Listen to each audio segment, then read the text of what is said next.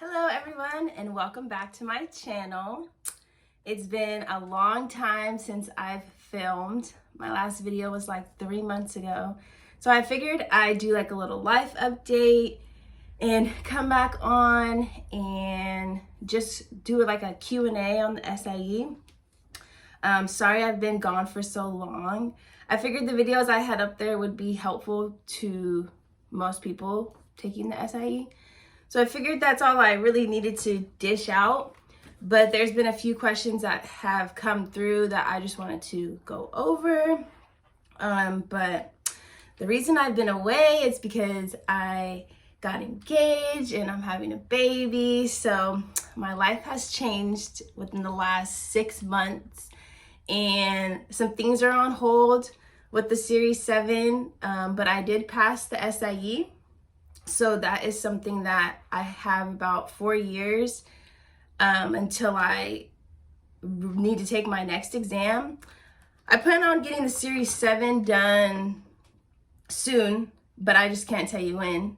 But yeah, so we could just go over these questions and then I can get more into depth through these questions. Okay, so someone commented, is there any recommendations for videos that I can watch while working out will help me going forward?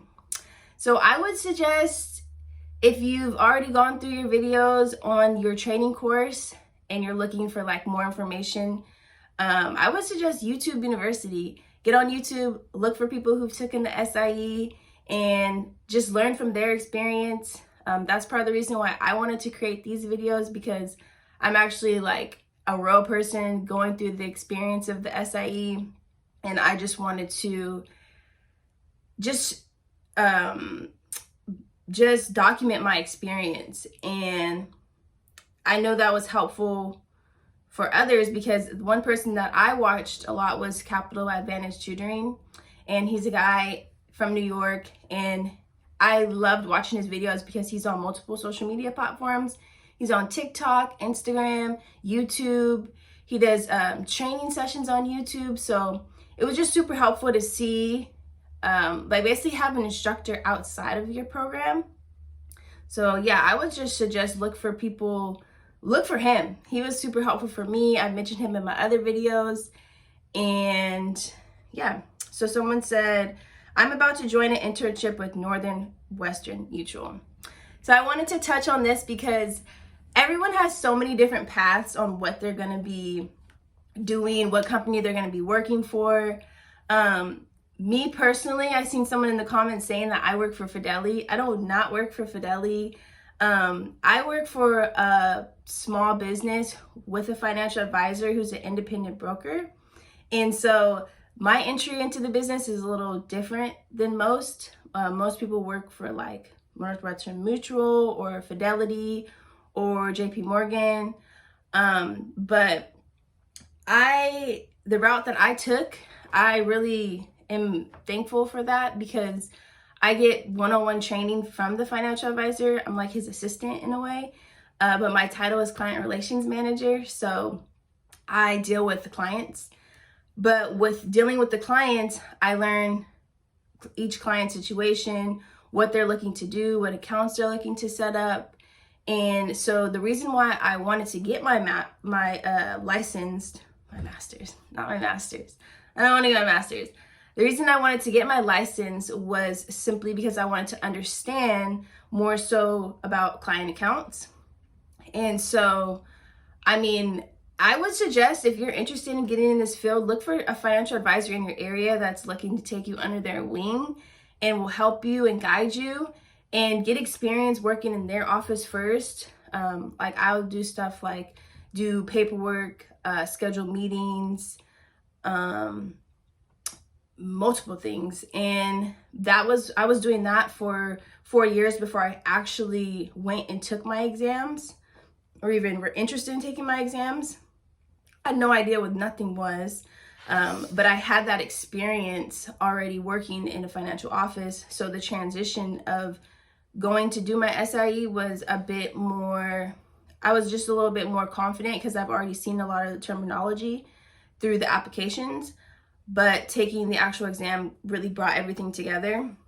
So good luck to anyone who's out there who is doing an internship with a bigger company.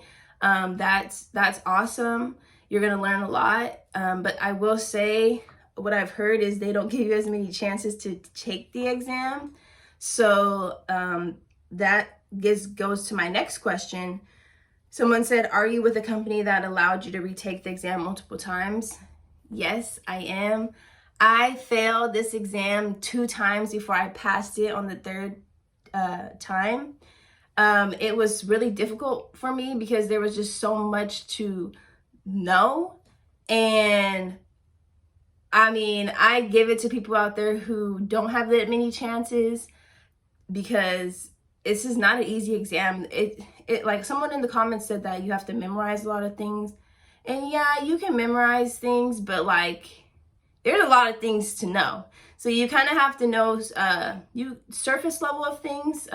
Certain things you need to know more in depth, but for the most part, you got this. Like, if you fail once, take it again. I mean, if you're with a company that doesn't give you multiple times to take it, then go with another company. Look for another company, because this isn't an easy exam, and this is just the first of many. So especially if you don't have any background knowledge on finances, which you don't need it. I have my bachelor's in business human resources, so I'm not even a finance major, but just working in the office and working under someone, I've learned so much. So it's really just all about getting in the field and learning. The next question is, how much time did you take to study?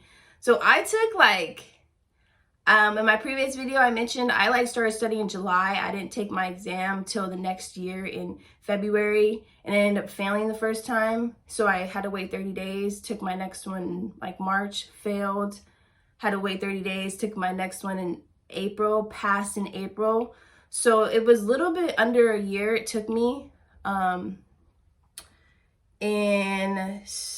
yeah, I spent a lot of time studying at work because my boss allowed me to study at work, so that was super helpful. But my main concern was just getting through the material. You can't get caught up in not understanding something. Just get through the material, get through the chapters, get through the practice questions, and then at the end is when you really bring it all together. And then the last question was, well, it wasn't a question, it was a comment. Someone said, just took the SIE exam today and failed, but your video inspired me to keep trying. I'm so happy that these videos are inspiring people to keep going, because it is discouraging when you fail. I remember being so frustrated failing the first time, crying the second time because I was super frustrated even more, because spending all that time taking an exam and not passing is discouraging. But each time you take your exam, you're gonna learn what to do better the next time. And it's all a part of the process. Failures are all a part of the process. And so once you have that mindset and you don't just let that failure be the determining of everything, and you just keep going, you reschedule your exam, you find better ways to study, you eventually will pass. And yeah, so good luck to everyone out there that's testing for the SIE. This is not only gonna give you the ability to help others, but it's gonna give you the ability to help yourself. Because I know, before I started working for a financial advisor, I had credit cards, I had student loan debt. I looked at debt as my money, and when I first started working for the financial advisor, my whole mindset shifted. One person I really started watching religiously was Dave Ramsey. I'm such a huge Dave Ramsey fan. I love his baby steps. The first thing that got me on board with him is him asking or him saying you should have $1,000 emergency fund. I'm like, $1,000, that's so much money. I don't even have $100 extra outside of my paycheck. And so just having principles to follow and goals to try to accomplish really changed my whole mindset of wanting to get out of debt and get on the other side of debt, which is investing and saving and telling your money where to go. And so, yeah, just getting the knowledge of finance will really shift your whole mindset, and taking these tests will help with that.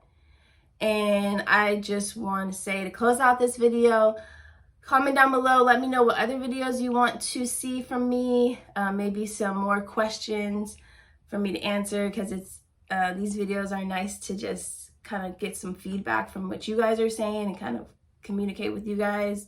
I want my videos to kind of create a community for everyone who's aspiring to pass the SIE and continue on to their series, but I also want to have these videos to look back on and just see the growth in finance. And yeah, so I hope you guys enjoyed this video. I plan on having more videos coming in the future, more consistent videos, and thanks for taking the time to watch. All right, bye.